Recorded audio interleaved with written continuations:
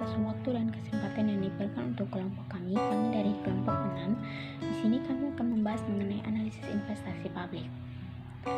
Analisis investasi publik atau investasi sektor publik meliputi investasi pemerintah itu sendiri, konsumsi yang dilakukan pemerintahan dari sektor pajak maupun non-pajak.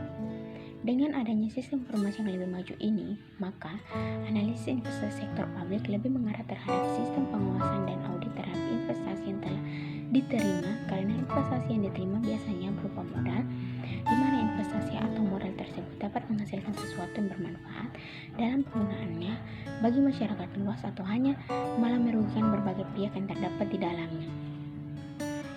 Program investasi publik. Dalam melaksanakan fungsi pelayanan masyarakat, pemerintah dihadapkan pada masalah pengambilan keputusan investasi publik.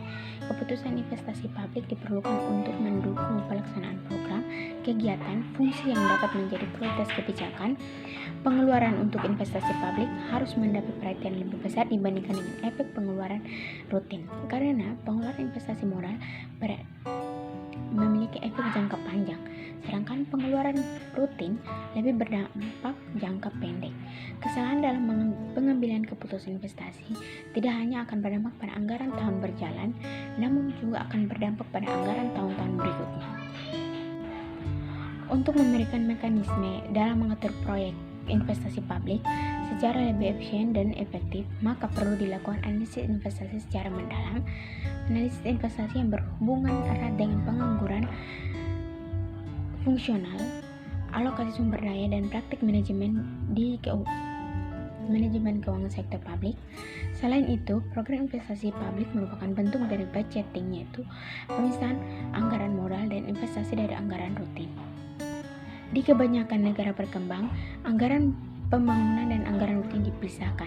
Fokus perhatiannya ditujukan untuk mengintegrasikan kebijakan dengan pengeluaran manajemen.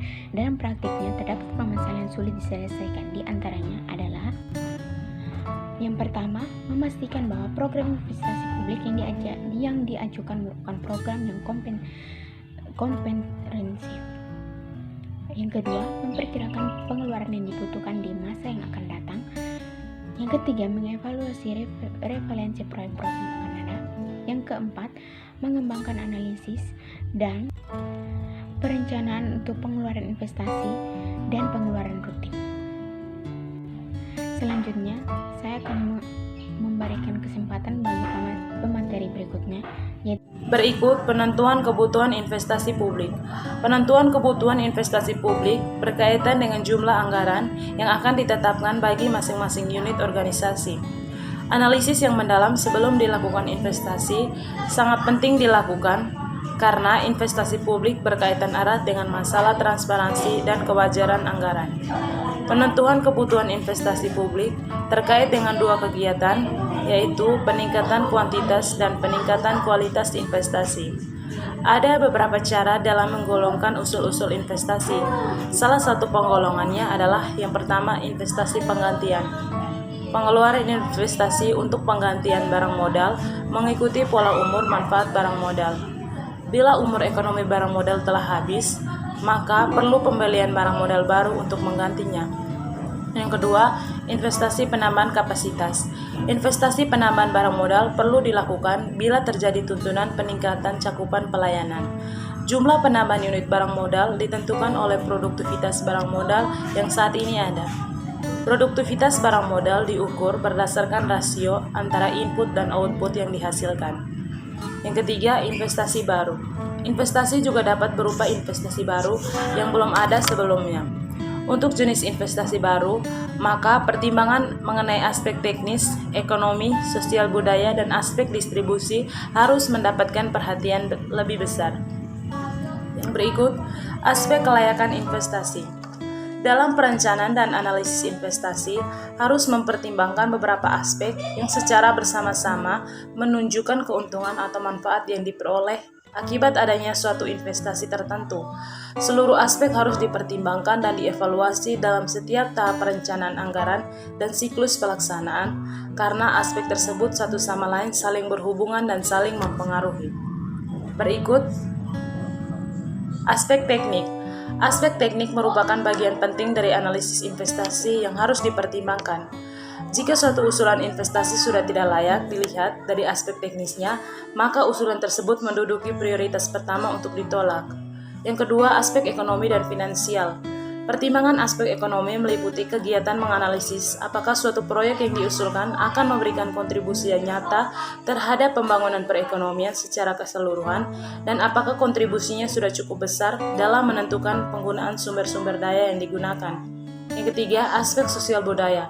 Aspek sosial budaya ini menyangkut pertimbangan pendistribusian pelayanan secara adil dan merata sehingga mampu memberikan manfaat yang besar bagi masyarakat. Yang keempat, aspek distribusi. Aspek distribusi terkait dengan keadilan dan persamaan kesempatan untuk mendapatkan pelayanan publik atau equity dan equality. Faktor-faktor yang mempengaruhi investasi publik. Yang pertama, tingkat diskonto. Tingkat diskonto merefleksikan tingkat keuntungan rate of return yang diperoleh dari suatu proyek dengan tingkat risiko tertentu. Jika suatu proyek tidak memberikan keuntungan yang disyaratkan required rate of return, maka proyek tersebut harus ditolak. Perhitungan tingkat diskonto merupakan bagian yang cukup kompleks dalam analisis investasi. Yang kedua, tingkat inflasi. Nilai inflasi harus memperhitungkan perkiraan tingkat inflasi.